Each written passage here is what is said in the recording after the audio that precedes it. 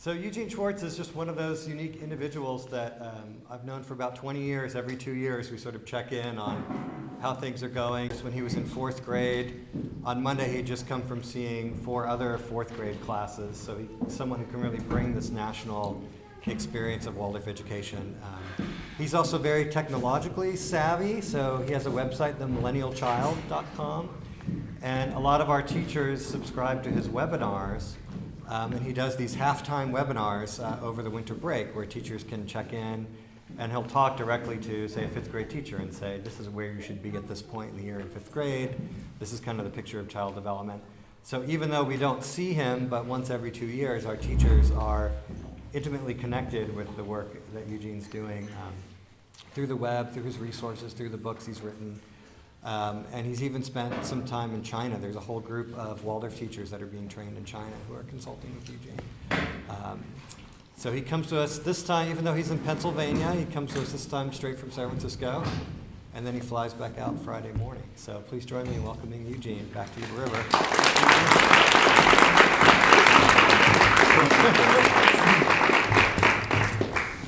Thank you. Thank you for coming tonight. I just want to begin by saying that I'm struck again and again every time I come back here and just go outside and see the children before the day has even begun, and to feel the incredible energy that lives in these halls and in this building and all around the school. There's this wonderful combination here of this wonderful old building, which of course you won't have forever. It wouldn't really suit your needs. But the structure, the form that's here that holds the children very well, but also the mountain air, the wonderful feeling of expansiveness, and there's just a great balance. And it's a great school. I just want to mention that it really brings the children a tremendous amount. And it's also nice to see many of the same teachers again and again who bring that wonderful continuity. And yet, part of being a Waldorf teacher is every year's different. You know, you're going to have new experiences with a new group of children. You have to keep sort of reinventing yourself every year so that you're really meeting those children well.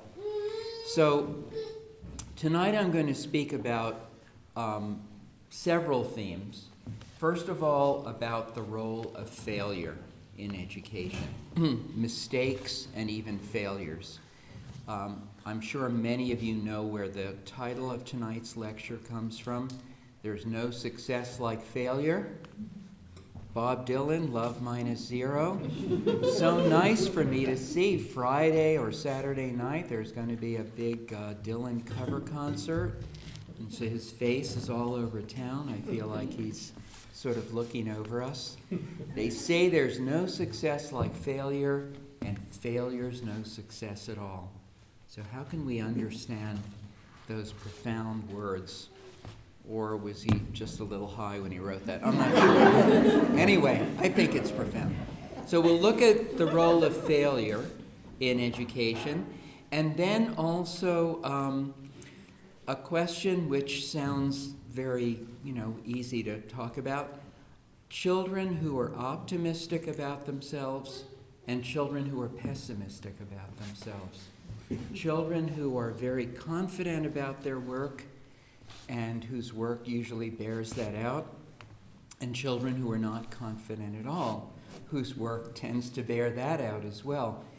How do we work with this, especially in our time where, you look at the covers of magazines and everybody looks perfect. They get it down to the pixel, down to the 1/1000th of an inch to get out every little wrinkle, whatever. Or you listen to recorded music, and it's all really perfect. They've done many takes, and they've used all kinds of sophisticated programs and algorithms to bring everything into pitch and harmony. So the children, in a way, are surrounded by a world that seems to be ever more perfect, except for them. They're not that perfect. And we know what an issue this has been for many girls, and self-image and all of that. I'm not going to go specifically in that direction, but I just want to mention that what I will bring tonight has a bearing on that, has a bearing on self-image and self-esteem as well. And I want to describe how we try to work with this in a Waldorf school or a Waldorf-inspired school, and what kind of role the whole social aspect of education plays. Children learning together rather than learning in a competitive way.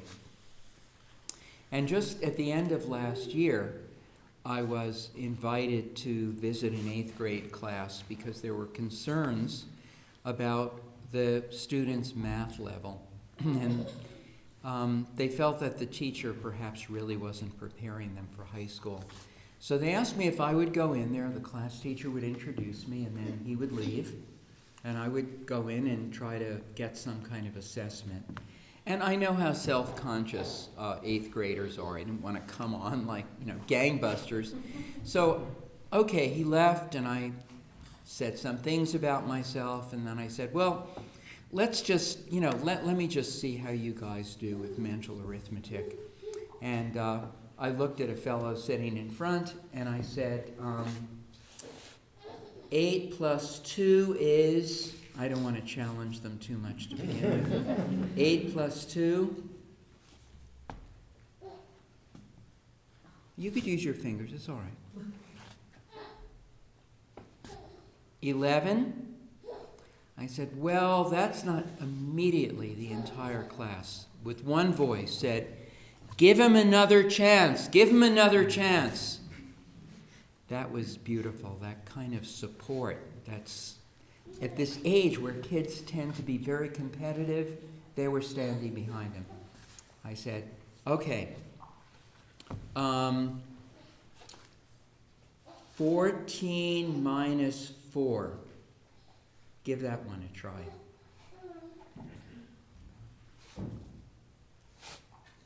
10. Before I could praise him, the entire class with one voice called out, give him another chance! Give him another chance! So, okay, they weren't that strong mathematically, but socially it was just a beautiful thing to behold. And sometimes maybe we go too far in that direction, I don't know. But along with all of the academics who are working nowadays, reforming California's way of testing and measuring all of the student achievement. As some of you may know, just 1 week ago today, Assembly Bill 484 was signed by your governor, Jerry Brown, which now will make the Smarter Balance Test mandatory. What could be wrong with the Smarter Balance Test? As it happens, it's at least in the long run going to require that children take this test on a computer. And this will completely replace the outdated, outmoded STAR test. Those aren't my words, those are the words of your Secretary of Education of the state of California, who, when I last heard him talking about the STAR test, was just saying it's state of the art and it's a model for the rest of the country. Anyway, that's gone. And hello, technology. It will be interactive testing so that if a child makes a mistake, the next question they're asked will be given in the light of that mistake. It will be a bit related to what came before to give them sort of a second chance, like I did with that boy. Give them another chance. Or if they do well, then the ante gets raised. I mean, it's quite brilliant on paper anyway. It's a lot like the video games that kids play, which, keep changing the challenge, keep moving the playing field around. Or it's like what the Khan Academy has been doing for the last few years with these internet-based lessons, and then people develop tests based on that. Anyway, 1 week ago, the entire way in which children are going to be tested, not just in California either. This is core, the whole core curriculum. This is going to be in 43 states, at least at the present moment, probably all 50 before too long. So we have this idea of metrics. Everything can be quantified. Measure it, measure it, measure it. We'll know how well the students are doing. We'll know how well the teachers are doing. And there certainly is something to be said for that. Accountability is very important. But there's another stream in the academic world that has been quietly working for a couple of decades now, looking at other aspects of education. And I want to mention two names. They were mentioned in the lecture synopsis that appeared in the flyer.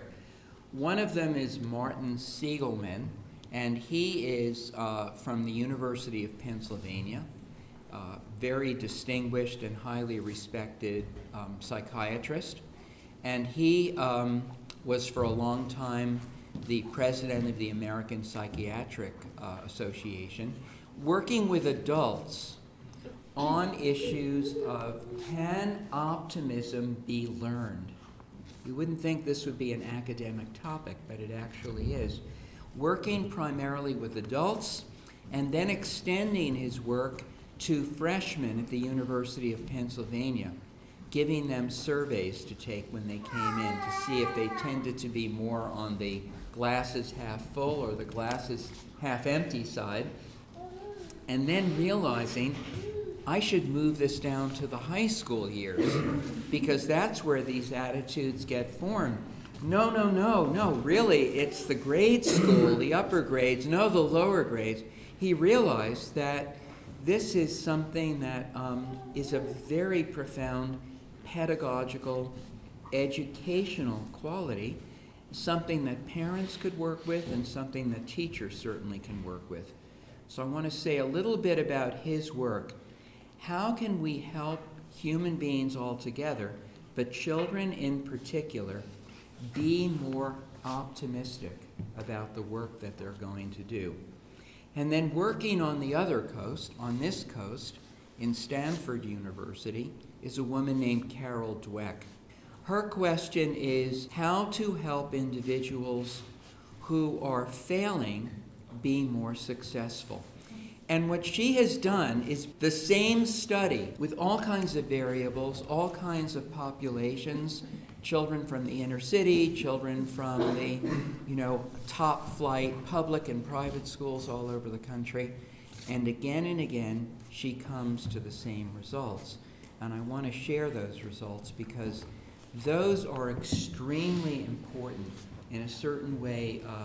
I'd say for those of us with younger children, I still have a 16-year-old daughter, even though I also have many older children as well in my family, how to work with these attitudes.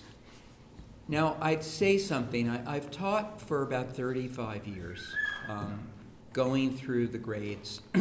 I've been primarily a grade school teacher, grades 1 through 8, but I've also taught on the high school level as well. And, almost from the first day of first grade, you put the straight line on the blackboard and form drawing and a curve next to it, and children are trying to do that themselves. They come up to the blackboard. Some lines are fairly straight, some are crooked, some are almost horizontal. The curved line is even more challenging. Then you ask them to do another curved line on the other side of the straight line. These are very basic activities, exercises that we do right away in the Waldorf School. And then they do it on paper. And you see right away a child who's focused, who simply moves across that paper, and their straight line is virtually perfect, even though no one has ever taught them how to draw a straight line. And then you see another child who struggles for a little while and is there. Of course, I learned over time to be ready for that child. They're about to crumple up their paper and throw it on the floor because they're not able to make that line straight.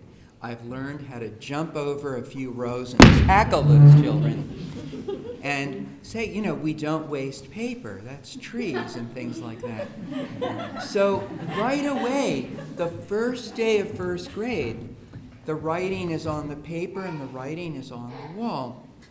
That girl is probably going to find a lot of schoolwork very easy and will very likely continue to do well in her knitting, in her writing as she learns the letters, in her drawings, and generally that's quite true. And that boy is probably going to be struggling quite a bit, and there may be a lot of tears and a lot of crumpled up paper or even ripping things up, which you feel when you realize what the children do, especially artistically, is a kind of mirror. They're looking at themselves. What does it mean if you're ripping something up? You're really doing that to yourself. Okay, so here I am now on Saturday, after traveling all day to get back to Pennsylvania and getting back to my house about 1 in the morning. At 7 the next morning, I'm taking a 3-hour drive back to my old Waldorf school to see my first group who went through grades 1 through 8 with me. They're celebrating their 20th high school graduation anniversary. And I haven't seen some of these students in 20 years. Some I've seen more recently than that. But this is going to be a very big thing to see them. They're all around 38 now. Pretty soon some of my students are going to be on Social Security, I'm afraid. But I've kept track of some of them. I've kept in touch. The school has a very good alumni news and everything. And you know what's interesting? That girl who did the very perfect line and the perfect curve, and who did so well year after year after year, she's actually struggled in many ways in her life. And that boy who was throwing his paper crumpled up on the floor, he now runs the largest recycling company in New York State. And he does very, very well. And I will always tell him, you see, I told you about those trees. This is what's so interesting.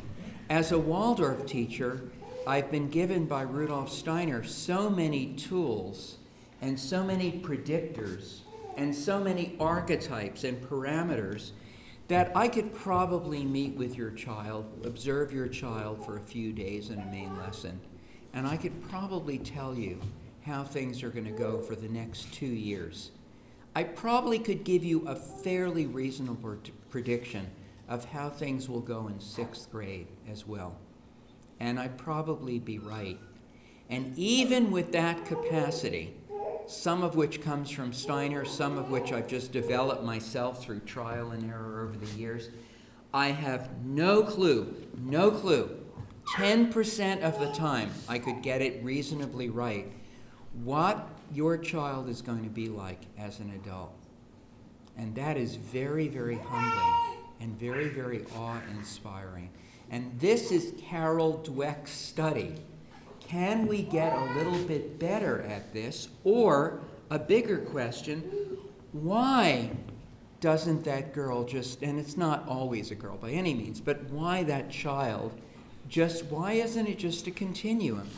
If they're doing so well right away, and Waldorf is testing so many capacities, small motor, large motor, kinesthetic, and interpersonal, we give them the whole gamut.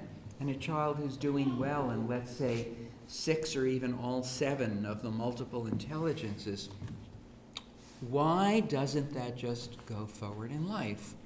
What happens? And this is what's very interesting, and this is so important. And I realize as a class teacher, I wish I had known some of this some years ago. I started reading Carol Dweck about 15 years ago while I was still working with children. But I wish I had known about her studies, because they're very counterintuitive, actually. But in the end, I see she's so right. This is what she's discovered, that when a child does very beautiful work, early on, and it might even be as early on as the kindergarten. What I'm going to say to that child is, that is beautiful. Oh, you did such a good drawing. And then the next day, another wonderful drawing. Oh, a few days later, I'm not surprised that that letter A you drew is so good. You're very, very good at that. Yes. Oh, you're knitting. You're doing so beautifully. Of course, I want to praise children. And to the child who's struggling, I'll also say, yeah, but look, you started out, that line was good. Nothing wrong with that part. Let's just work on getting it a little bit straighter now. Come on, let me help you with that. What's the difference in what I said to the girl doing all the beautiful work and the boy struggling? I used a verb to one that I didn't use with the other. Work. I said to the girl, you are such a good artist. That work is so beautiful. Oh my gosh, like it dropped down out of heaven. Through you, God's will is done, or something. Am I allowed to use that word? But anyway, to the boy, you're cut off somewhere, somebody up there doesn't like you, maybe, I don't know. But let's work. It's a natural thing to say. And Carol Dweck says this is the most magical word you can speak to children. And the problem with the children who do everything so well at the beginning is nobody ever says to them, you've got to work a little harder. Or even, wow, that's so nice. You put a lot of work into that. I will tell you, I do this now. I was doing this in Leela's class. I was doing it today in Eric's second grade as well. When I was looking at what the children were doing, I would say, wow, you worked hard at that composition. You worked and got so much done. Children look at you in a completely different way when you say that, rather than, that's a nice composition, or good, well done. Just to use that word, that they recognize that you are recognizing that they put will into it. And we tend to, even in Waldorf schools, even as Waldorf parents, even as Waldorf teachers, we tend to really kind of live very much with the child here and here. Like, not the arms and legs, and not, even though we move and, and they have to draw and they have to knit, of course they do things with their hands, but we are assuming it's all kind of coming here. And we're not recognizing that one also has to make it happen, and that takes work. So what Carol Dweck has discovered again and again and again, and I can't tell you, I don't know if there's any educational psychologist who has done as many studies as she and her graduate students and her colleagues have done, that the child who does everything really beautifully, and then let's say would be in a conventional school, an A student, okay? They're always succeeding, always succeeding. They're the ones who will say, if I have a spelling quiz on Friday, and half the class gets 90 or 100, and the other class gets 70 or 80, the ones who get 90 or 100, they can't help it. They have to say, I didn't even study. I didn't even look at those words at all. And the ones who get 70 and 80, I worked so hard. Or, wow, that violin sounds so good. I didn't even practice. And the other, I practiced so hard. But the problem is, somewhere, usually in 6th, 7th, or 8th grade, maybe it's algebra, maybe it's physics, maybe it's working with subordinate clauses. Something suddenly does not come easily, and they have not learned coping skills. Who needs coping skills when you're perfect, right? You're not coping, you're making the weather. A number of years ago, when Mike Tyson was returning from a big fight in the Philippines, and finally the doors were closed and the flight attendant, gave the instructions, and then she looked at Mike Tyson and she said, "Mr. Tyson, fasten your seatbelt, please." And he said, "Superman don't need no seatbelt." And she said, "Okay, I guess Superman don't need to fly with a plane either." So, we need to learn. We need to learn a little bit, all of us, no matter how bright, brilliant, gifted the child. We know what happens to child prodigies in which just one of these intelligences is cultivated at the expense of all. They will need special handling for the rest of their life. So even the most able, even the most gifted, we should recognize as Waldorf teachers already that the 9-10-year change, 3rd, 4th grade years, are very, very important because there are many gifts with which children are born. We might say all that streams from heredity, all that you have given, even if your child has gifts in abundance that you don't have, nonetheless, it's your DNA, it's your support, we call it your etheric body that gives that. That rightfully starts to fall away. And more, whatever the child is able to do, they do for themselves. There's a kind of grace period of 2 or 3 years. So this is why it's 6th and 7th grade, where every child starts to encounter something that he or she has not encountered before. The Waldorf curriculum is calibrated like this, that we really throw a lot of stuff in those upper grades so that the children suddenly have to stand on their own. And what Dweck says is one of two things happens. Either the child says, "I'm really bad at physics. My gosh, I'm so good at everything else. Okay, I get it. Avoid physics at all costs. Anytime I have a choice, anytime I have an option, I'll stay away from the STEM classes and go into the humanities where I always will shine." Now, that's not always possible, but nonetheless, they start to, in a way, limit themselves. They start to kind of hedge their bets so that they're always going to seem to be at their best. That's one coping strategy. And it might be, had that child worked a little harder at physics or algebra, that he or she actually might have discovered, wow, I put some effort into this. It's really great. I really like this. Sometimes people are surprised that they have a capacity in something, but right away, they learn how to move around obstacles, how to take sometimes the longest way around because they keep looking good there. They won't get a single hair ruffled or anything like that. That's one strategy. The other isn't so much a strategy. It's the sense, I'm not that smart after all. I mean, people have been lying to me.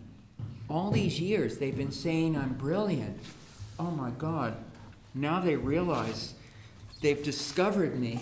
Where can I hide? Oh, I'm so bad. I'm so stupid. Now, it doesn't happen all at once like that.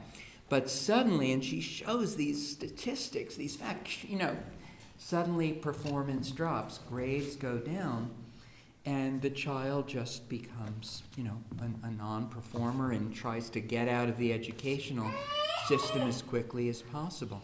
It says basically, there aren't too many other possibilities for these children who have not kind of met some kind of opposition, some kind of difficulty, or whose teacher, let's say looking at main lesson books and walking around looking at everyone, make sure to say to everybody, that could be a little bit better.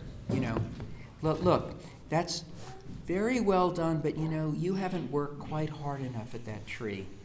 Or I'd like to see that dress much more vivid, something like that. Just going around and saying a lot of good things to every child, but also always showing there's room for improvement, and it's going to take some work. Oh, Mr. Schwartz, you know I don't like pressing that hard. That's all the more reason. Give it a try. You know, a little bit more work, and that's going to change. It's so little, there's so little difference between telling somebody their work is beautiful and telling them it's beautiful, but, and somehow or other putting in the word work or effort. Those two words are magical. And the more that I use these words when I now visit other people's classes, the more astonished I am at how every child looks at you very differently when you say that. For the really good students, it kind of awakens them. Oh, I guess I have been working. It hasn't felt like work, but okay, I will work a little bit harder. And for those who just feel, I can't draw, look at her drawing, she draws the best in the class. I want to look at yours. I want to see. I bet you really try very hard, though, don't you?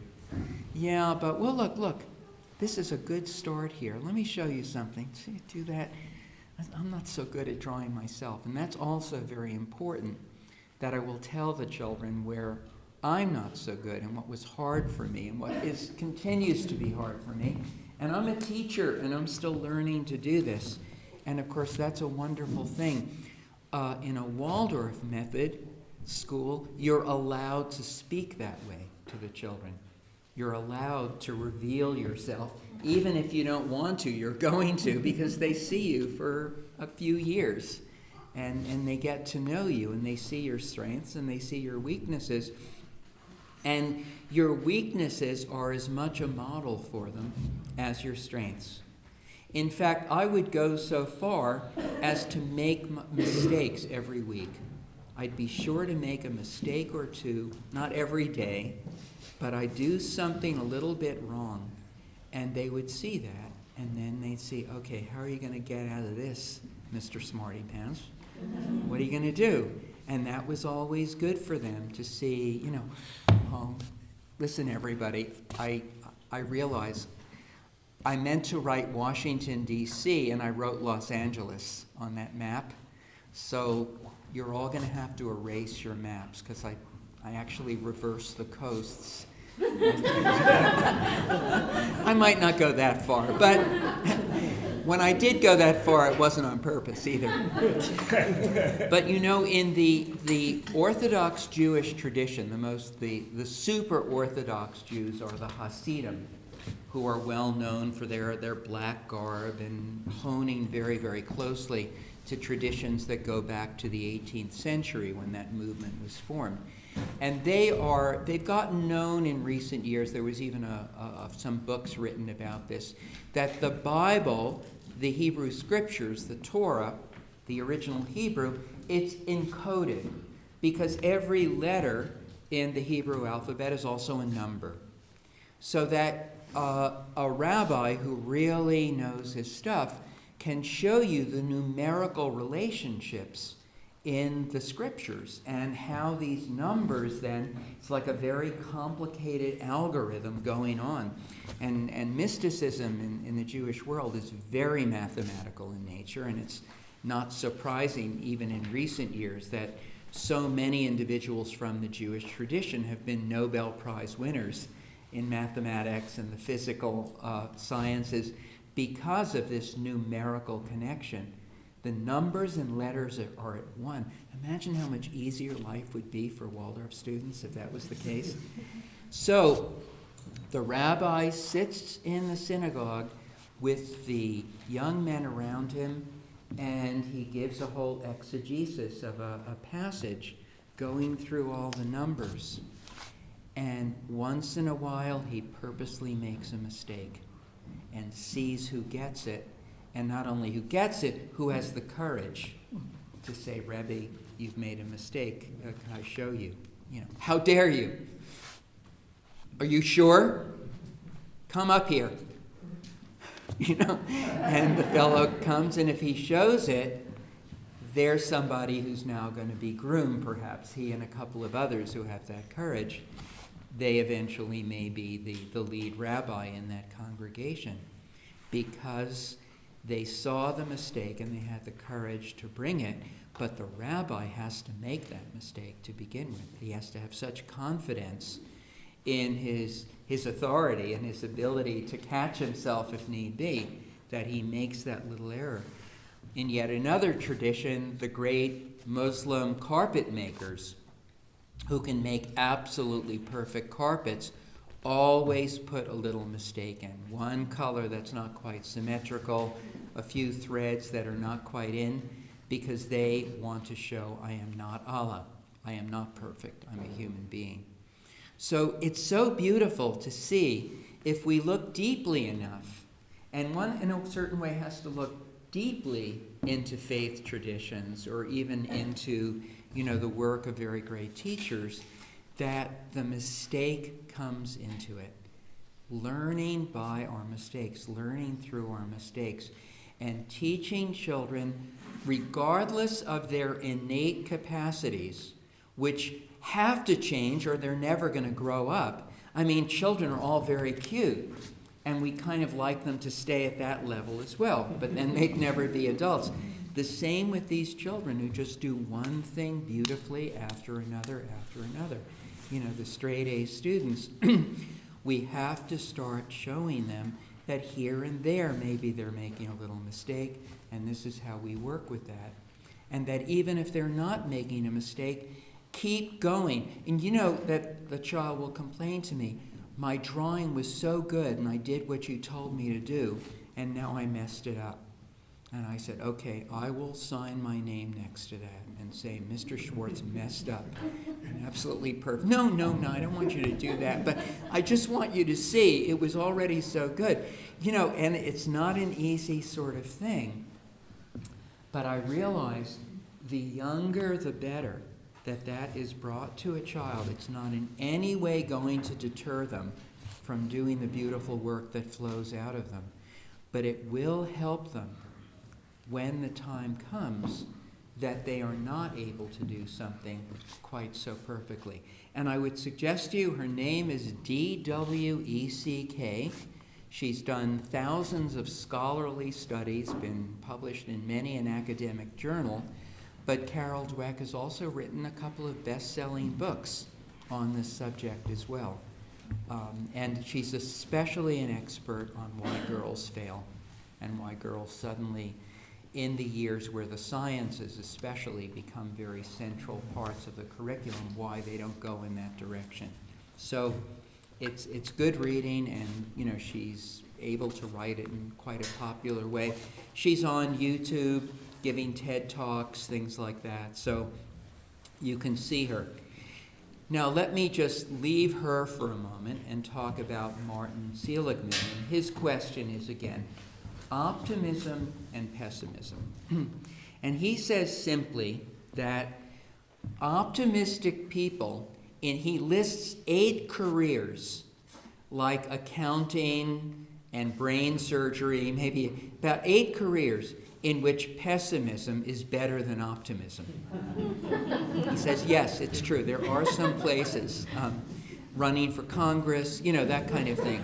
But it says, on the whole, in most endeavors in human life, at least in the Western world, it's really better to have an optimistic view. It doesn't have to be a crazy Rebecca of Sunnybrook Farm sort of attitude, but basically a positive attitude, a feeling that, on the whole, the world is going in the right direction in general, but the rainforest, but look at the fair trade.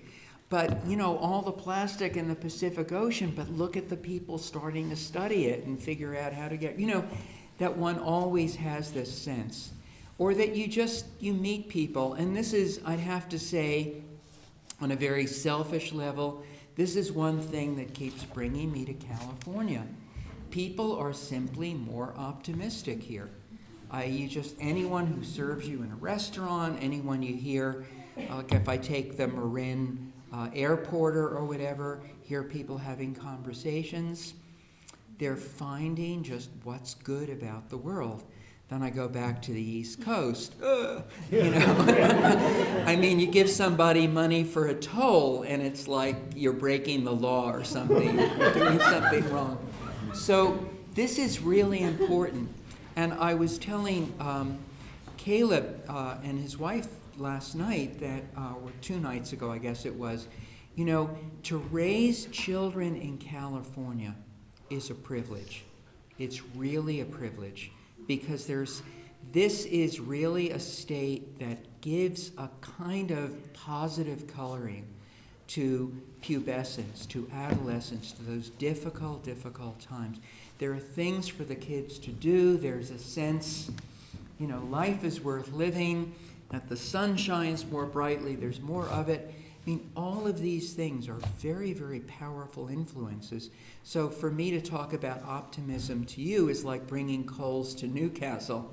But I would still say that this is nonetheless, we would put it this way. Seligman makes it, you know, polaric, optimism and pessimism. We would say that on the whole, we have 4 temperaments, that the melancholic on the one end and the choleric, who's absolutely the polar opposite, those 2 temperaments will tend to have a more pessimistic coloring to them. Nothing wrong with that. And in fact, there's a lot that's good there for a child to carry that.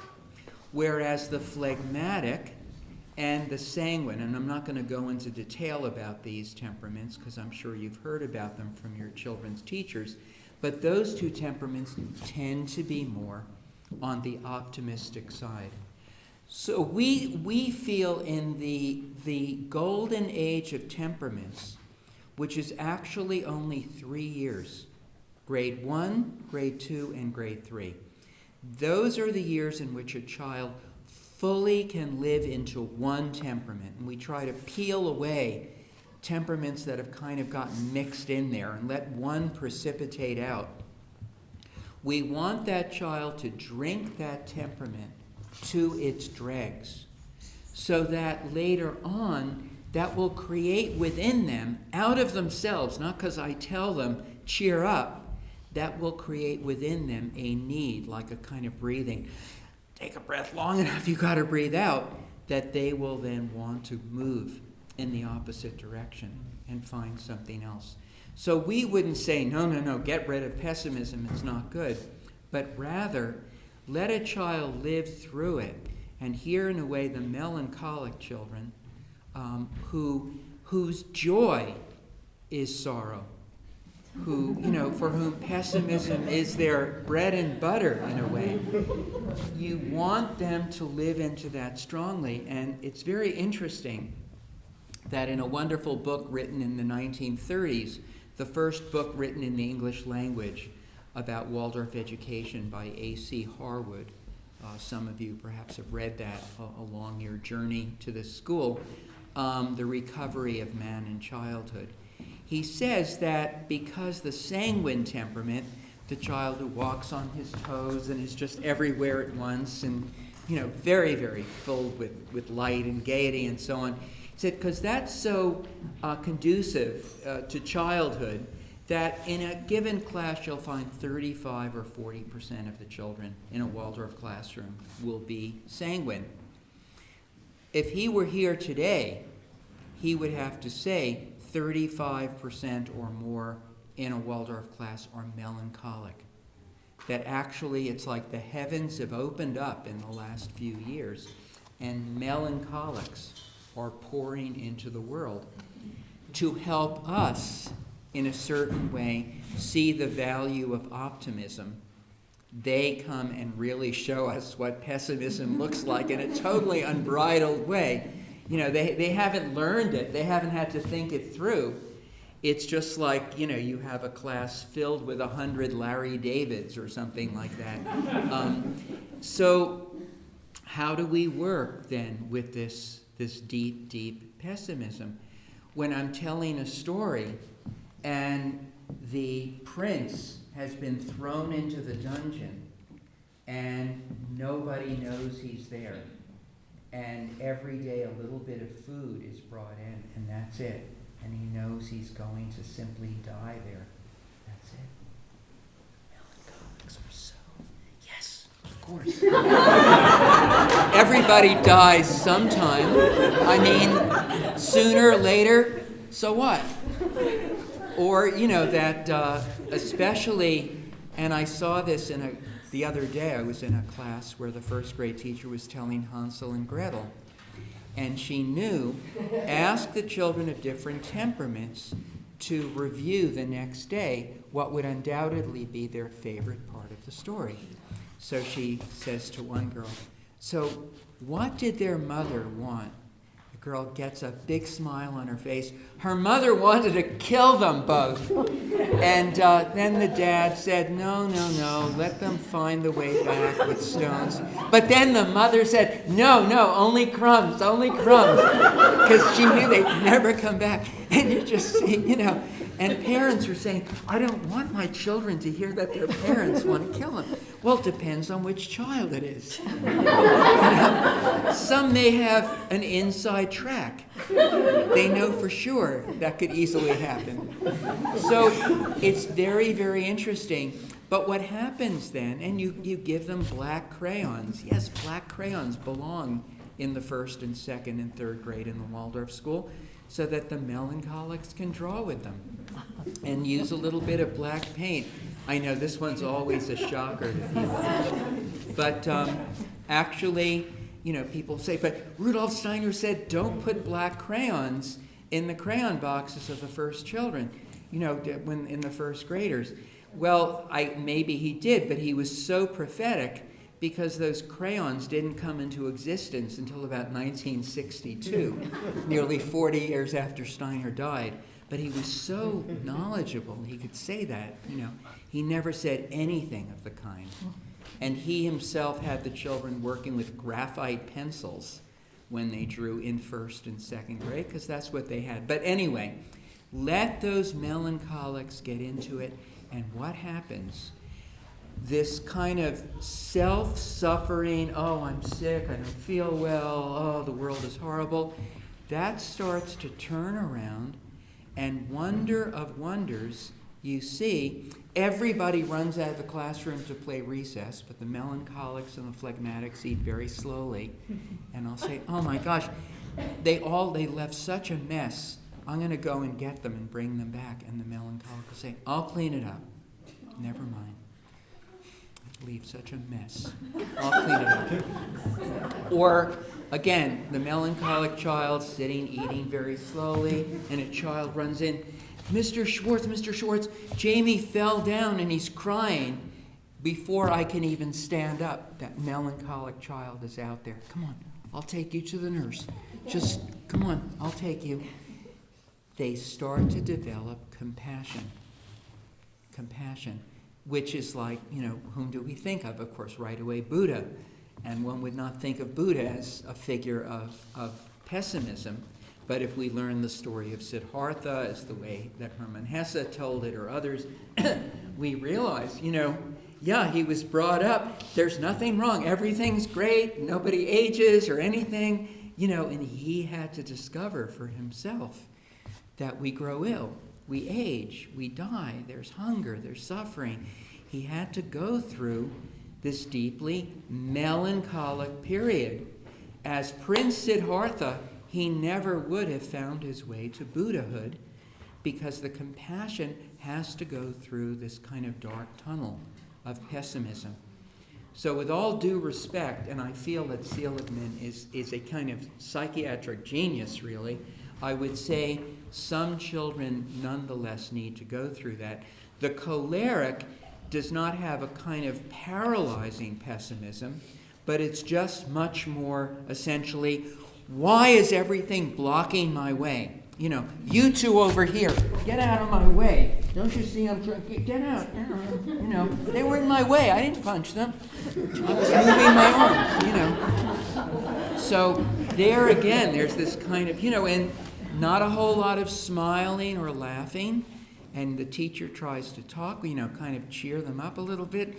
Tremendous intensity. There again, that kind of fire we really need that in the world and in life. We don't want to just incarcerate them or throw them out of the class. Usually parents will say, if that boy doesn't leave, 6 other children are going to leave. You know, it's always this kind of balance. Is he worth 6 other kids?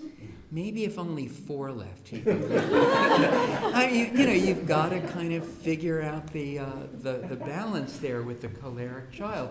They usually are very troublesome, and they make everybody pessimistic, including the teacher. How will I ever deal with this? There, too, tell them stories where there's tremendous challenge. Give them hard work to do. I would say for the choleric children in the class, and there usually aren't that many true cholerics, give them things to take apart, like have an old alarm clock in the 1st grade or 2nd grade classroom that they can take apart. They don't have to put it together again. They just take it apart. Have things that they can sort of, a bit rip to pieces. They're the great ones. If they don't like something they've done.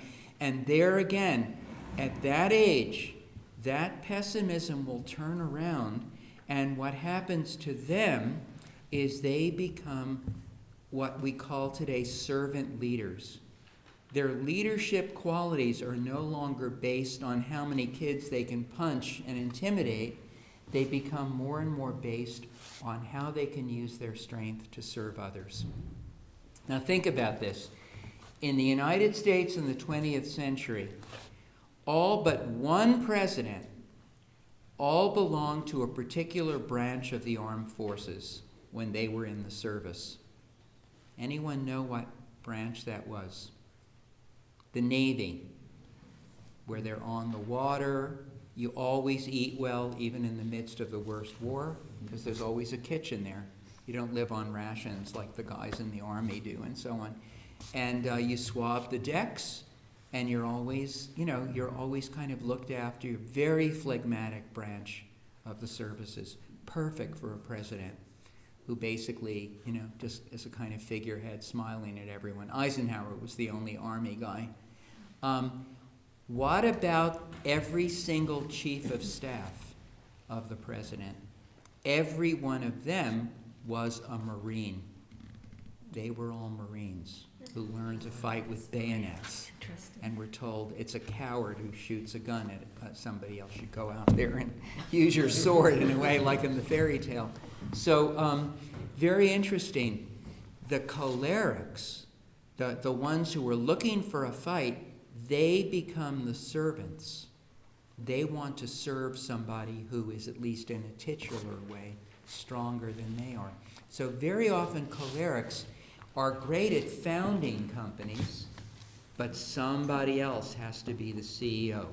Just look in Silicon Valley, and you see these great choleric founders, Steve Jobs was among them, who at a certain point had to be fired, had to be booted out of the company because somebody who was more of a figurehead, a CEO who could work with people and so on, had to be put in their place.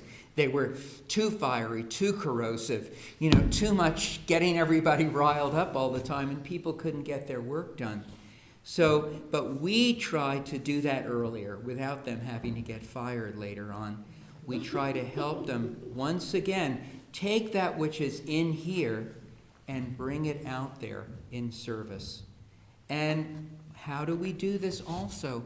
Because the class is a community, because they're exposed to the sunniness of the sanguines. They're exposed to the comfort, the high comfort level of the phlegmatics. They see around them other children who are content or who are always trying to make everybody laugh, who are trying to have parties every day, make everything a little bit of a festival. And that's also important, that we have the children interact with each other. If they're just all like this, competing, that's not going to happen. We all know how much the children learn from one another. So, for example, we know that subtraction and its extension, the faster form of subtraction in the operational system of mathematics, division, those are two pessimistic operations. Melancholics love to subtract, and cholerics love to divide with their bayonets, if possible. Whereas addition and multiplication, a faster version of addition, those are the optimistic poles of mathematics. So the phlegmatic loves to add, gather things, they open a lunchbox. I have 4 Cliff Bars today, Mr. Schwartz. I've been saving them up. I'm going to eat them all on Friday. You may want to share a little bit, And multiplication. And the sanguines love it when they learn multiplication. And later on in 7th grade when they learn exponents and powers. And, suddenly you're going to the ends of the universe just by adding a few more zeros to that exponent of 10. So now, instead of having each child kind of master these 4 operations, we go to one temperament and we let them kind of lead the class in mastering addition.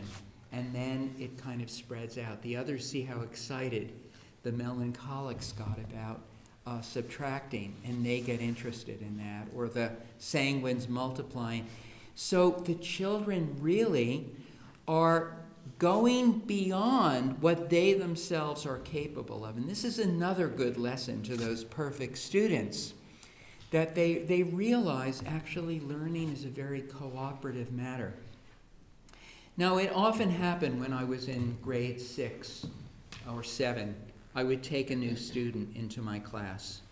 And they might have come, we were in a suburb of New York, surrounded by very, upper echelon, well paid for public schools there. So these kids usually were very brilliant, but something was going wrong. They weren't enjoying school anymore, so they came to us. And this would always happen. After a day or two of school, I'd say, okay, now we're going to work on our main lesson books. The main lesson books get handed out, and I'll say, that little composition I had you write yesterday, I've corrected them, and that's going to go in your books. Everybody gets them back, they start working, and the newcomer does this and starts to write. And I never say anything. I wait for the kids to say, "What's the matter with your arm?" "What arm?" "Your arm?" "What? Oh, that. Nothing. It's fine." It's like Dr. Strangelove. Why do you have your arm like that over your book? "Oh, it's totally unconscious." "Oh, so nobody can cheat." "What? Mr. Schwartz, what is cheating?" "Oh, yeah, you'll learn about that when you're grown up and married." But, he'll say, so you can't copy, so nobody copies from me. "But Mr. Schwartz tells us to copy. We all walk around and look at each other's books." He said, "Get some ideas from all your friends and see. You may realize there's an even better way of drawing this or that, or writing or starting. We all read our compositions." And I can tell you, moving that arm for a few days, it keeps popping back, literally. And, it's like in the basketball court, you're learning to do this. And in fact, kind of life becomes this way. Use your elbows, not your hands. Or rather, if you use your hands, it's like a fist. It's holding your turf. And even the great Harvard educational psychologist and scholar, Howard Gardner, working with his colleagues at the Harvard School of Education in Project Zero, the man who discovered multiple intelligences, his latest work has been about why groups of people with a common goal are smarter than any individual in the group. That indeed, he says, that it's like there are brain waves going out that everybody, that kind of bounce off each other. He's not sure of what the physiology of it all may be, but definitely that the whole is indeed greater than the sum of its parts. So there too, that's a very important aspect of the work that we're doing in the Waldorf School. Now, Seligman does say that when a child is very pessimistic, that what you need to do then is teach them that the inner voice that they're hearing, they may not even realize they're hearing an inner voice. Oh, you messed up again. Oh, you can't draw. Oh, you're bad at that. You're bad at this. Said you have to start to give them an alternative voice, which will say, well, that's a hard drawing. Look around. Other people haven't even started because they know how hard it's going to be. Look at Mr. Schwartz's drawing. Look carefully. It's not perfect either. You know, that you teach children how to do that. And I would contend that I wish I could get him to come to a Waldorf school, because I think he'd see there that we are always giving the children that inner voice. But we call it in first grade the fairy tale. We call it in grade 2 the stories of people with shining hearts. We call it in grade 3 the stories of the ancient Hebrews. We call it in grade 4 the Norse gods. We are giving the children again and again that inner voice that meets like the fairy tale hero who's told by the king, well, all you have to do is move that mountain, 3 miles up there, and you can have my daughter. And the ants help him do that. Good, there's always help. Things can always be done. He comes back.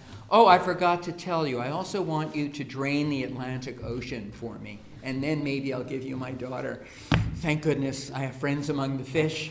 That there's always the impossible situation, which, as I say, the melancholics like, the cholerics feel challenged by, but then there's always a solution. If you've done good, if you've kind of found someone who's indebted to you because you've helped them in one way or another, things will work. Things will work out. Where there's a will, there's a way. And the children are getting this again and again. We are giving the children a term that's used so often in Waldorf that it's become kind of trite, but it's something very real. We are giving the children imaginative capacities, that they could imagine something could be different. They're thinking outside the box, whereas the children coming from mainstream schools are creating more boxes than even need to be there. They've got their walls set up in which only they and they alone must work. We are always outside the box. We don't even bring the box until maybe 7th or 8th grade. And then they start to realize there are such things as parameters and limits. But before that, we are giving the children the capacity to see something very differently. About 25 years ago, it's still going on, but this was one of the first times it happened. The Department of Energy realized, Houston, we've got a problem. We've got like all this plutonium that we don't need for nuclear bombs anymore, and it's got a half-life of 10,000 years before it becomes harmless. We need to bury it somewhere. Any town like to make a quick buck and, put it under your school building or something like that? So, of course, there weren't a whole lot of takers. And then this young fellow who had a double major in his university. He had a major in physics, but he also had a major in ceramics, of all things. He was a potter, but he got very interested then in the physics and the chemistry of ceramics. He proposed that if it were encased in glass, that the glass would hold up for 10,000 years, and that the plutonium's effect would be neutralized if the glass were of a certain chemical composition. And of course, glass often has lead in it, and that, again, that's alone like a good shield. Anyway, so he was interviewed in a newspaper, and he was asked, how can you say 10,000 years? What do you have to make that prediction? He said, well, let me explain something to you. I went to a Waldorf school, and when we're in 5th grade, we go back about 12 or 14,000 years in history, and we're always working on things like that. 10,000 years for me is no big deal. And that's why he had a double major, science and art. And that's why he had this sunny disposition. Plutonium, half-life, totally destructive, can kill people on contact. Piece of cake, no problem. I'm sure we can work that out. What a Waldorf kid. I had the great honor of knowing him. He went to Green Meadow Waldorf School he was in high school when I started teaching. But there you have, that I think is something with which we can really help the children. Okay, so this kind of sense that we give them an inner voice which turns that which is pessimistic into optimism. It's not to say we try to skip the pessimism, but yeah, we do hope that the children have the pessimism as an anchor, that they're on the earth, they're real, they're not floating above it. And if they ever do want to go into accounting, it won't be bad for them to have that pessimistic side, but that they've learned how to transmute lead into gold. They've learned how to transmute carbon, coal, into diamonds by bringing that which is pessimistic into optimism. One would think, oh, come on, it can't be that simple. But, think of a Waldorf school. The things that we are doing, the things that we say to the children, it's not rocket science. We're not all PhDs. Some of us are working towards that, but it's very simple. It's very much common sense, which has been lost totally in education. And it's basically, again, telling them stories in which good prevails, in which hard work pays off, in which, basic things you'd want everybody to know. And that's what we're doing. And that's the most powerful pedagogical force on earth.